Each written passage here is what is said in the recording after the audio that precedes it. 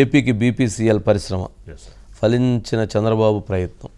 మరి చంద్రబాబు నాయుడు గారు ఇప్పుడు Bharat petrol chemical Limited's Andhra Pradesh రాష్ట్రంలో 60,000 కోట్లతో దాన్ని నిర్మించేందుకు ఈరోజు చంద్రబాబు నాయుడు గారి సమక్షంలో అమరావతిలో ఈరోజు రివ్యూ జరిగింది.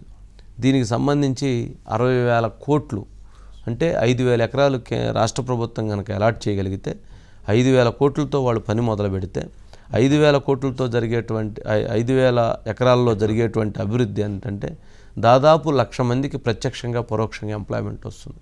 ఆ ప్రాంతం మొత్తం సస్యశ్యామలం అయిపోతుంది. దీంట్లో జరిగేటువంటి దాంట్లో ఎవరైతే రిఫైనరీ అండ్ పెట్రోకెమికల్స్ సంబంధించినటువంటి మొత్తం యూనిట్స్ మొత్తం వస్తాయి.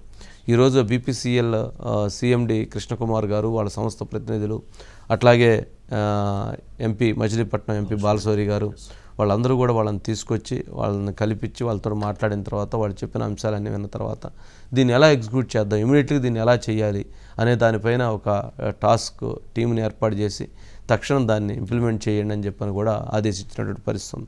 అంటే ఇది దాదాపు 60,000 కోట్లు ఒక ఇన్వెస్ట్మెంట్. అంటే ఇది 3 to 4 years ప్రాజెక్ట్. అంటే నిజంగా ఆ ప్రాంతం ఎంత ఇదైద్ది, ఇది ఆలోచించాల్సింది.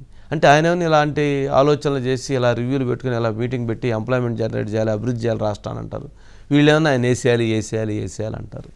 ఏంటో ఈ దుర్మార్గం. సరే, దీనికి సంబంధించి బాలశౌరి గారు బయట ఉన్నట్లుంది, ఒకసారి ప్లీజ్. ఇంకా రాలేదు సార్. ఓకే. కూడా అంటే వీళ్ళు ఏదైతే అడిగారో 5,000 ఎకరాలు దగ్గరగా 3,000 ఎకరాలు ఆల్రెడీ రెడీగా ఉందని బాలశౌరి గారు చెప్పారండి. అంటే దీనికి సంబంధించి 40 kilometers రేడియేషన్లో ఆ గ్రీన్ జోన్ అనేది ఉంటుంది, దాని ద్వారా ఇవ్వచ్చు అనేటువంటిది ఉంది. అంటే దీని ద్వారా వచ్చేటువంటిది ఏంటంటే దాదాపు 1,000 యాక్సిలరీ యూనిట్స్ వస్తాయి. యాక్సిలరీ యూనిట్స్ వస్తాయి, పరిశ్రమలు వస్తాయి, అనుబంధ పరిశ్రమలు వస్తాయి. ఒక మ్యానుఫ్యాక్చరింగ్ వచ్చిద్ది, ఒక ఇది వచ్చిద్ది, ఒక టెక్నీషియన్ చదువుకున్న వాళ్ళకి జాబులు వస్తాయి, చదువు రాని వాళ్ళు చదువు లేని వాళ్ళకి జాబులు వస్తాయి, అన్ఎంప్లాయ్మెంట్ ఉన్న వాళ్ళందరికీ ఎంప్లాయ్మెంట్ దొరికిద్ది. 1,00,000 మందికి ఉద్యోగాలంటే ఏంటి, చిన్న విషయం కాదు కదా. ఇది జరిగేటువంటి అనిల్ ఒకసారి బయట ప్లే చేయండి.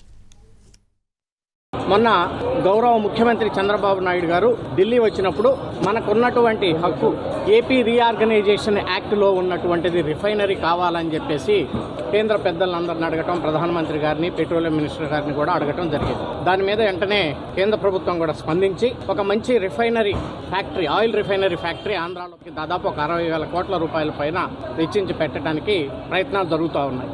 ఈరోజు బీపీసీఎల్ సిఎండి గారు, అలాగే వాళ్ళ రిఫైనరీ హెడ్, డైరెక్టర్ ఫైనాన్స్ అందరూ కలిసి ఈరోజు గౌరవ ముఖ్యమంత్రి గారిని కలవడానికి వచ్చారు. ఆ సందర్భంలో దుర్గామ్మ టెంపుల్ను కూడా దర్శించుకోవడం కోసం వారితో పాటు కలిసి వచ్చాం. రైట్. అంటే బాలశౌరి గారు అంటే వారికి కూడా కృష్ణకుమార్ గారితో పరిచయం ఉండటం, ఇవన్నీ ఒక పాజిటివ్ వైబ్రేషన్ తీసుకెళ్తున్నారు.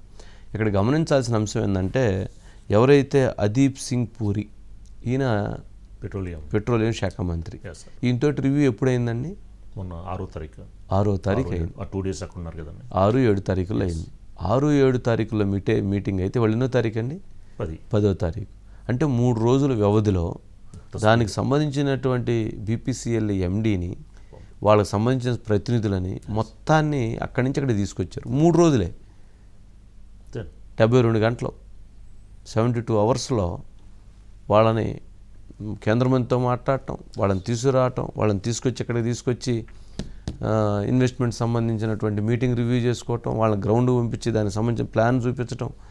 ఏంటిది స్పీడ్గా ఎలా జరిగిద్ది? అది దట్ ఈజ్ చంద్రబాబు. అదే చంద్రబాబు విజన్. ఆ రోజు 2024 పెట్టినప్పుడు జనానికి ఏం 2024 అన్నారనే వెగతాళి చేశారు.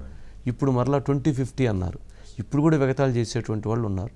కానీ ఆయన లక్ష్యం, ఆయన విధి అదే, ఆయన విజను, ఆయన శ్రమ,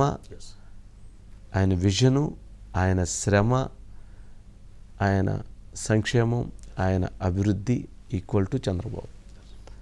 అలాంటి వ్యక్తిని వీళ్ళు చంపేస్తూ ఉంటారు. ఏం చేయాలి వీళ్ళని? అనిల్, ఏంటి బీపీసీఎల్ పరిశ్రమ ఫలించినట్టేనా, వచ్చినట్లేనా, విభజన చట్టంలో ఉన్నటువంటి హామీ నెరవేరినట్టేనా? 5 ఏళ్ల కాలంలో గడిచిన కాలంలో మనం రాష్ట్రం నుంచి వెళ్ళిపోయిన పరిశ్రమలు చూసాం సార్. కానీ ఇప్పుడు అంతర్జాతీయ స్థాయి, జాతీయ స్థాయి కలిగిన సంస్థలు ఆంధ్రప్రదేశ్ లో అభివృద్ధికి మళ్ళీ దోహదపడడానికి ముందుకొస్తున్న రోజులు మనం చూస్తున్నాం. ఈ రెండింటికి వ్యత్యాసం నాయకత్వం. ఎవరైతే ఉన్నారో గత పాలకుల యొక్క చిత్తశుద్ధి లేకపోవడం, ఇప్పుడున్న పాలకుల యొక్క చిత్తశుద్ధి. రాష్ట్ర ప్రజల ఆశలు, ఆకాంక్షలు, అభివృద్ధిని కాంక్షించే వ్యక్తి ఈ రోజు ముఖ్యమంత్రి కావడంతో కూడా దేశంలోనే చాలా ఇంపార్టెంట్ అయినటువంటి ఏదైతుందో బీపీసీఎల్ లాంటి కంపెనీ 60,000 కోట్లతో పెట్టుబడి పెట్టడానికి ప్రయత్నం చేస్తుంది. దీనికోసం అనేక రాష్ట్రాలు పోటీ పడతా ఉన్నాయి సార్. గుజరాత్ ఉంది, తమిళనాడు ఉంది, మరొక రాష్ట్రం కూడా ఉంది. అయితే వీటన్నిటిని అధిగమించి ఆంధ్రప్రదేశ్ లో ఇవి నెలకొల్పడానికి ఈ రోజు ప్రయత్నాలు ప్రారంభించారు. ముఖ్యమంత్రి చంద్రబాబు ఇటీవల ఢిల్లీ వెళ్ళినప్పుడు కేంద్ర పెద్దలతో సంప్రదింపులు జరిపి ఖచ్చితంగా చట్ట ప్రకారం అది మా ఆంధ్రప్రదేశ్ కి రావాలి. రెండవది, ఇప్పుడున్న పరిస్థితుల రీత్యా కూడా ఆంధ్రప్రదేశ్ కి మీరు ఈ అవకాశం కల్పిస్తే లక్షల ఉద్యోగాలు రాబోతా ఉన్నాయి. వేల కోట్ల రూపాయల పెట్టుబడి అనేది ఆంధ్రప్రదేశ్ అభివృద్ధికి దోహదపడుతుంది. ఆర్థికంగా కష్టాల్లో, ఇబ్బందుల్లో ఉన్నటువంటి ఈ రాష్ట్రానికి పెట్టుబడులు గనక వస్తే ఇక్కడున్న యువతకు ఉపాధి దొరుకుతుంది. దానివల్ల కొంత ఎంప్లాయ్మెంట్ జనరేట్ అవడమే కాకుండా ఎకనామికల్ గా కూడా రాష్ట్రం ముందుకు వెళ్ళగలుగుతుంది. కాబట్టి మీరు ఈ సహాయం చేయాలి. ఏదైతే బీపీసీఎల్ ఆంధ్రప్రదేశ్ లో ఏర్పరిచేలాగా కూడా అవకాశం ఇవ్వాలని కోరడం జరిగింది. దానికి సంబంధించిన ప్రతినిధులు ఇవాళ వచ్చి ముఖ్యమంత్రి గారిని కలిశారు. ఈ ప్రాంతంలో ఎంతవరకు అవకాశం ఉన్న దాని మీద ఇప్పటికే అధ్యయనం చేసి ఒక పర్ఫెక్ట్ రిపోర్ట్ ఇచ్చారు. మచిలీపట్నం సమీపంలో కూడా దీన్ని ఏర్పాటుకి అవసరమైనటువంటి ప్రయత్నాలు అయితే జరుగుతూ ఉన్నాయి సార్. దాదాపు 5,000 ఎకరాల భూమి కావాలని అనుకుంటున్న పరిస్థితి ఉంది ఆ సంస్థ ప్రతినిధులు. దానికి 3,000 ఎకరాలు ఇప్పటికిప్పుడు ఇవ్వడానికి అయితే కొంత అవకాశం కూడా ఉన్నట్లు ప్రాథమికంగా అధికారుల లెక్కలు, అంచనాలు చెప్తా ఉన్నాయి. ఖచ్చితంగా బీపీసీఎల్ రావడం వల్ల 20,000 ఉద్యోగాలు డైరెక్ట్లీ, మరిన్ని వేల ఉద్యోగాలు ఇండైరెక్ట్లీ కూడా రాబోతా ఉన్నాయి. అంటే గడిచిన 5 ఏళ్ల కాలంలో ఆంధ్రప్రదేశ్ నుంచి వెళ్లిపోయిన సంస్థలు అనేకం చూసాం సార్. అంతర్జాతీయ సంస్థల నుంచి జాతీయ సంస్థల వరకు ఒక్క ఉద్యోగం ప్రైవేట్ రంగంలో ఎక్కడ ఏర్పడింది లేదు. ప్రభుత్వ రంగంలో అయితే ఏదైతుందో 1-2 కొంత చూపించే ప్రయత్నం చేసినా ప్రైవేట్ రంగం నుంచి రావాల్సిన ఏవి జరగల.